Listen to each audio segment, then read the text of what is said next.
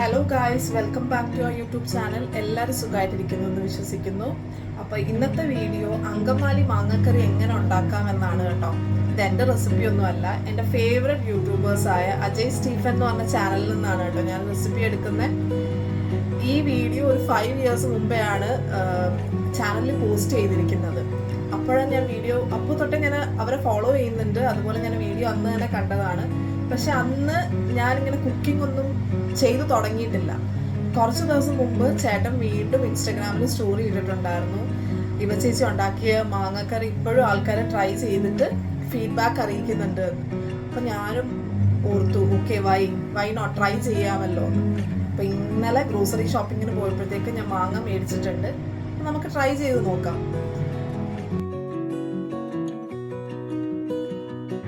അപ്പോൾ വേണ്ട ഐറ്റംസ് ഒക്കെ ഞാൻ കട്ട് ചെയ്ത് വെച്ചിട്ടുണ്ട് കേട്ടോ. ഫസ്റ്റ് ഓഫ് ഓൾ മാങ്ങക്കറിയാണല്ലോ, അപ്പോൾ മാങ്ങ വേണമല്ലോ. മാങ്ങ സ്ലൈസ് ചെയ്ത് വെച്ചിട്ടുണ്ട്, കുറച്ച് കനം കുറഞ്ഞ് അരിഞ്ഞിട്ടുണ്ട്.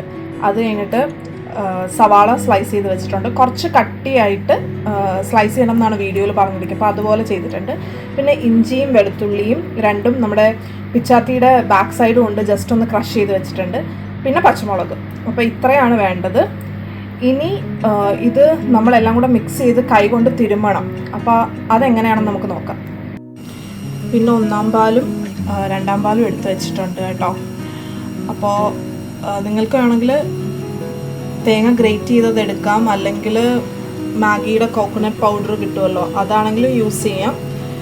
അക്കോർഡിംഗ് ടു യുവർ കൺവീനിയൻസ് എന്താണെന്ന് വെച്ചാൽ ചെയ്താൽ മതി. ഓക്കെ, നമ്മൾ ആ സവാള, പച്ചമുളക്, വെളുത്തുള്ളി, അതിലേക്ക് നമ്മൾ മഞ്ഞൾപ്പൊടി, മുളക് പൊടി, മല്ലിപ്പൊടി, ഇത്രയും പൊടികൾ ചേർത്തിട്ടുണ്ട് കേട്ടോ. ഇനി കുറച്ച് വെളിച്ചെണ്ണയും കൂടെ ആഡ് ചെയ്തിട്ട് നല്ലപോലെ മിക്സ് ചെയ്യണം. ഓക്കെ, ഈ മിക്സിങ്ങിലാണ് ഈ മാങ്ങക്കറിയുടെ ടേസ്റ്റ് ഇരിക്കുന്നതെന്നാണ് പറയുന്നത്.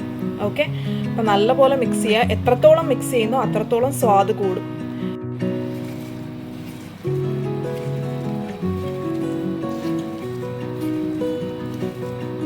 വെളിച്ചെണ്ണയും കൂടി ഒഴിച്ചിട്ടുണ്ട്. അപ്പം നല്ലപോലെ മിക്സ് ചെയ്യുക കേട്ടോ. നല്ലപോലെ മിക്സ് ചെയ്യുക. ഉപ്പും കൂടെ ആഡ് ചെയ്യണം കേട്ടോ. നേരത്തെ ഞാൻ ഉപ്പ് ആഡ് ചെയ്യുന്ന കാര്യം പറയാനായിട്ട് മറന്നുപോയി.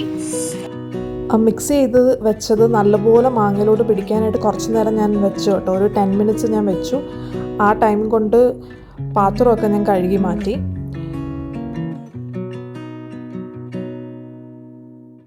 നമ്മൾ ഓൾറെഡി എടുത്തു വെച്ചിരുന്ന 2-ാം പാല് ഞാൻ ഈ മാങ്ങയിലോട്ട് ചേർത്ത് കൊടുത്തിട്ടുണ്ട് കേട്ടോ. ഇനി ഈ 2-ാം പാലിലിരുന്നാണ് ഈ മാങ്ങ വേവേണ്ടത്, കട്ടി കുറഞ്ഞ തേങ്ങാപ്പാലിൽ. 2-ാം പാല് തന്നെ ഒഴിക്കാൻ ശ്രദ്ധിക്കണേ, അല്ലെങ്കിൽ പിരിഞ്ഞു പോകും കേട്ടോ. കട്ടി കുറഞ്ഞ തേങ്ങാപ്പാലിലാണ് മാങ്ങ ഇരുന്ന് വേവേണ്ടത്. ഞാൻ പറഞ്ഞില്ലേ, ഓൾറെഡി ഞാൻ റെസിപ്പി എടുത്തത് ഞാൻ പ്ലേ ചെയ്ത് വെച്ചിട്ടുണ്ടായിരുന്നു കേട്ടോ. അതിൻ്റെ അകത്ത് നോക്കിയാണ് ഞാൻ ചെയ്തുകൊണ്ടിരിക്കുന്നത്.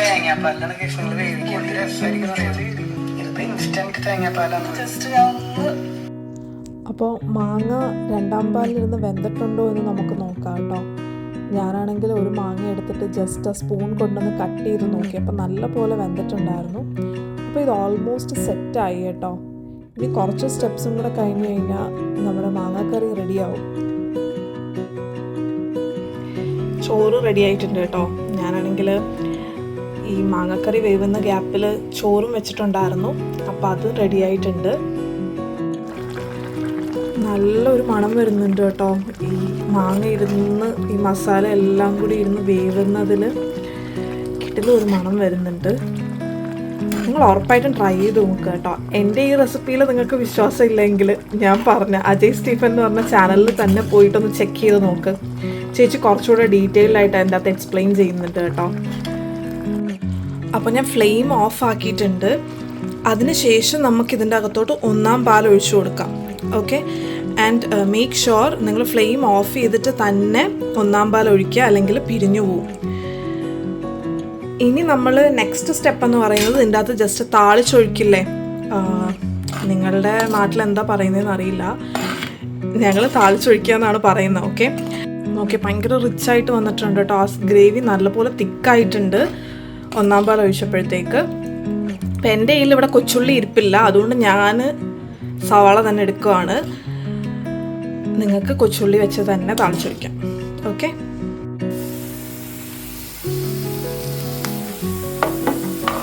അപ്പോൾ ഇനി എന്താണെന്ന് നിങ്ങൾക്ക് അറിയാമല്ലോ, ജസ്റ്റ് ഒന്ന് സെമി ബ്രൗൺ ആവുന്ന ടൈമിൽ നമ്മളിത് മാങ്ങാക്കറിയിലോട്ട് ചേർത്ത് കൊടുക്കാം. അപ്പോൾ ഉറപ്പായിട്ടും ട്രൈ ചെയ്യുക. ആൻഡ് ഫീഡ്ബാക്ക് കമൻറ്റ് ബോക്സിലൂടെ എൻ്റെ അടുത്ത് പറയണേ. അപ്പോൾ ഇതിൻ്റെ അകത്ത് ഞാൻ താളിച്ചത് ചേർത്തിട്ടുണ്ട്. ഇനി ചോറിൻ്റെ കൂടെ ഇത് കഴിക്കാം. നല്ല ടേസ്റ്റ് ആയിരിക്കും എന്ന് ഞാൻ വിചാരിക്കുന്നു. ഫസ്റ്റ് ട്രൈ ആണല്ലോ. എനിവേസ് ജോബി വന്നിട്ട് ജോബിയോട് ഞാൻ അഭിപ്രായം ചോദിക്കാം കേട്ടോ, ഫുഡ് കഴിച്ച് കഴിയുമ്പോഴത്തേക്ക് എങ്ങനെയുണ്ടെന്ന്. അപ്പോൾ ജോബി വന്നിട്ടുണ്ട് കേട്ടോ, സ്കൂളിൽ നിന്ന് ജോലി കഴിഞ്ഞിട്ട് വന്നിട്ടുണ്ട്. അപ്പോൾ എങ്ങനെയുണ്ടെന്ന് ചോദിക്കാം. എങ്ങനെയുണ്ട് ജോ? സത്യമായിട്ടും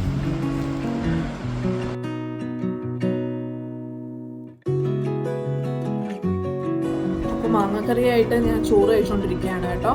കിടിലൻ ടേസ്റ്റ് ഉണ്ട്. മാങ്ങയുടെ പുളിയൊക്കെ നല്ലപോലെ കറിയിൽ ഇറങ്ങിയിട്ടുണ്ട് കേട്ടോ. നിങ്ങൾ ഉറപ്പായിട്ടും ട്രൈ ചെയ്യുക. സ്പെഷ്യൽ താങ്ക്സ് ടു യുവർ ചേച്ചി ഫോർ ദിസ് റെസിപ്പി. അപ്പോൾ മാങ്ങക്കറി എല്ലാവരും ട്രൈ ചെയ്തിട്ട് ഉറപ്പായിട്ട് ഫീഡ്ബാക്ക് അറിയിക്കുക കേട്ടോ.